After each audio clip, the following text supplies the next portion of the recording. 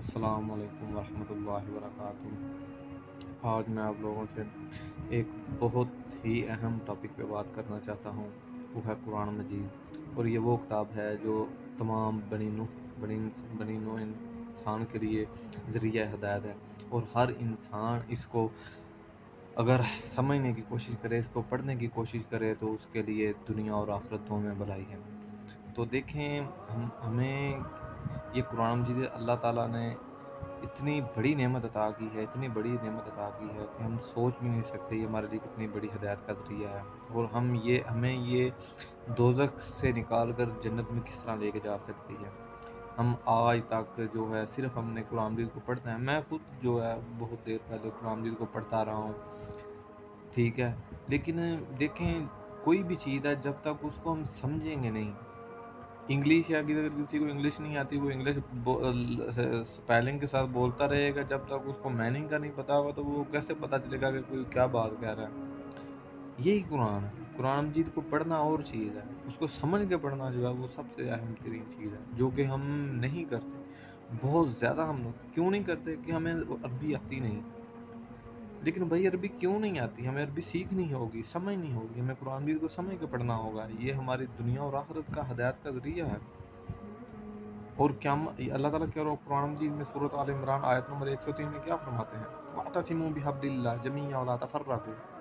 یہ قرآن مجید یہ میری رسی ہے، اس کو مضبوطی سے تھام لو اور اکٹھے ہو جاؤ، تفرقے میں نہ پڑو۔ ابھی دیکھیں اللہ تعالیٰ قرآن مجید میں کیا فرما رہے ہیں کہ یہ رسی ہے، اور آپ کو پتہ ہے یہ اللہ تعالیٰ کی رسی ہے جس کا سرا ایک تو زمین پر ہے اور دوسرا اللہ تعالیٰ کے ہاتھ میں ہے۔ یہ اتنی بڑی چیز ہے، اور جب ہم قرآن مجید کو دل سے جب ہم پڑھتے ہیں تو اللہ تعالیٰ سب سے زیادہ قرآن مجید کو کان لگا کے سنتے ہیں، ٹھیک ہے۔ تو ہمیں اس چیز کی طرف توجہ دینی ہے، صرف قرآن مجید کو پڑھنا نہیں ہے، قرآن مجید کو ہم نے سمجھ کے پڑھنا ہے، اس کی ہر آیت پہ، ہر لفظ پہ ہم نے غور کرنا ہوگا کہ اللہ سبحانہ و تعالیٰ اس میں کیا فرما رہے ہیں اور ہمیں کس بات کا حکم دے رہے ہیں۔ اور اگر آپ دیکھیں حدیث مبارکہ میں کیا اللہ کے نبی پاک صلی اللہ علیہ وسلم نے فرمایا، خیرکم من تعلم القرآن وعلمہ البیان۔ تم میں سے بہترین انسان ہوا، بہتر نہیں، بہترین انسان وہ ہے جو قرآن سیکھے اور سکھائے، سمجھے اور سمجھائے، پڑھے اور پڑھائے۔ دیکھیں، اللہ تعالیٰ نے ہمیں قوت بیان عطا کی ہے، لیکن ہم اس کا صحیح استعمال نہیں کر رہے۔ ہم دیکھیں گے دنیا میں جو لوگوں کو دیکھیں، کوئی MBBS کر رہا ہے، کوئی انجینئر بن رہا ہے، کوئی اعلیٰ سے اعلیٰ، کوئی MBA کر رہا ہے، ڈگری حاصل کر رہا ہے، کوئی کچھ کر رہا ہے، کچھ کر رہا ہے۔ بھائی ٹھیک ہے، پڑھنا چاہیے، لیکن یہ جو چیز ہے جو ہم یہ دنیا ہم عارضی ہیں، اور اس دنیا میں ہم نے آخرت کی تیاری کرنی ہے، یہ ہماری آخرت کی تیاری کے لیے۔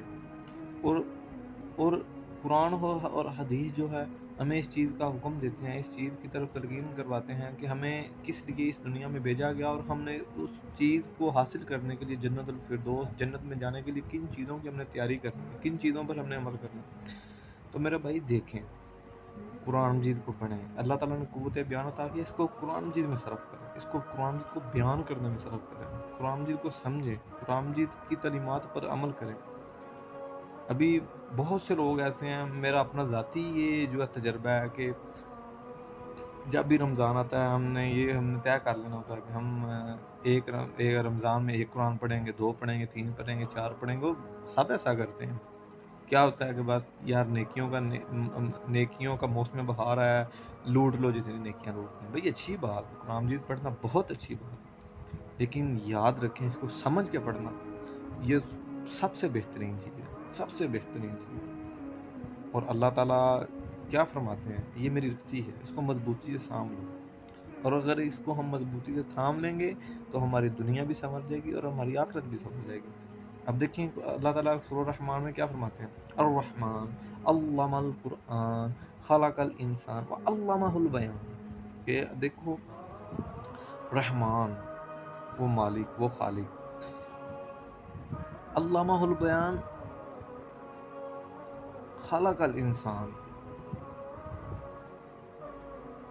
علامہ البیان، کہ اس نے بیان کرنے کی انسان کو قوت عطا فرمائی۔ اور دیکھیں انسان کی مخلوقات میں سے سب سے زیادہ کلائمیکس کیا ہے؟ انسان ہے، ٹھیک ہے۔